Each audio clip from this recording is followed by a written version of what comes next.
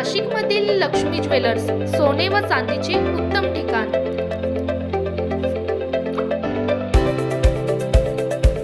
ताज्या बातम्या बघण्यासाठी स्टार लोकशक्ती न्यूज चॅनलला सबस्क्राइब करा आणि बेल आयकॉनला प्रेस करा। शहरातील तळोदा रोड परिसरात धक्कादायक घटना उघडकीस आली आहे। हॉटेल मंदाकिनी येथे व्यवस्थापकावर झालेल्या अमानुष मारहाणीत त्याचा मृत्यू झाल्याची घटना घडली आहे। या घटनेमुळे शहरात खळबळ उडाली आहे। मिळालेल्या माहितीनुसार जुन्या वादातून काही तरुणांनी हॉटेलमध्ये घुसून 25 वर्षीय व्यवस्थापक सागर जाधव याच्यावर लाकडी दांडक्यांनी जबर मारहाण केली। या हल्ल्यात सागर जाधव गंभीर जखमी झाला होता। त्याला तात्काळ शासकीय जिल्हा रुग्णालयात उपचारासाठी दाखल करण्यात आले, मात्र उपचारादरम्यान त्याचा मृत्यू झाला। या प्रकरणी उपनगर पोलीस ठाण्यात 5 जणांविरोधात खुनाचा गुन्हा दाखल करण्यात आला आहे। घटनेनंतर पोलीस अधीक्षकांसह वरिष्ठ अधिकाऱ्यांनी घटनास्थळी भेट देऊन पाहणी केली।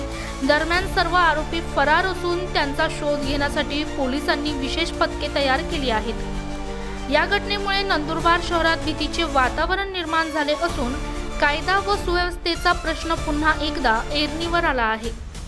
ब्युरो रिपोर्ट रणजित झापर्डेसह स्टार लोकशक्ती न्यूज नंदुरबार।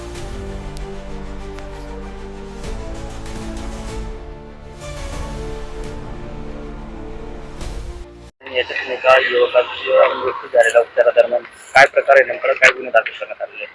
नमस्कार। काल रात्री एक बार मध्ये एक बार मॅनेजर सोबत काही लोकांनी अंदाजे 5 इस्मांनी त्यांच्यासोबत शाब्दिक वाद करून त्यांच्यावर हल्ला केला होता।